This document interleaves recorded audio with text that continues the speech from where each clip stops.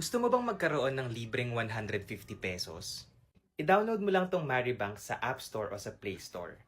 Yan din po yung dating C-Bank at yan yung partner bank ng Shopee kaya legit po yan, huwag kayong mag-alala. Tapos kapag nakapag-download ka na, sign up ka lang gamit yung mobile number mo at i-enter mo yung referral code na to. Kailangan nyo pong i-enter yung referral code na yan kasi kung hindi nyo po yan gagawin, hindi nyo po makukuha yung libreng 150 pesos. Tapos, syempre, i-verify lang po yung account nyo at kahit national ID yung gamitin nyo, pwede na.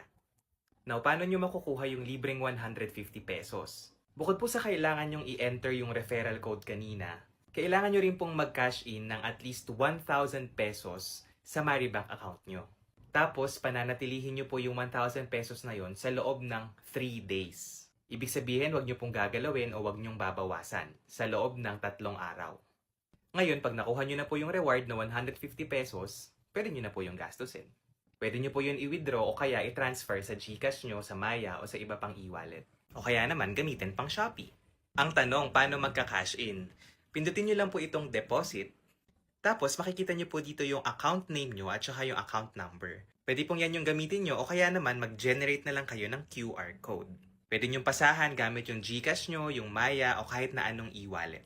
O di ba ang simple lang pero magkaka 150 ka? Share mo na rin to sa friends mo dahil ang sabi nga, sharing is caring.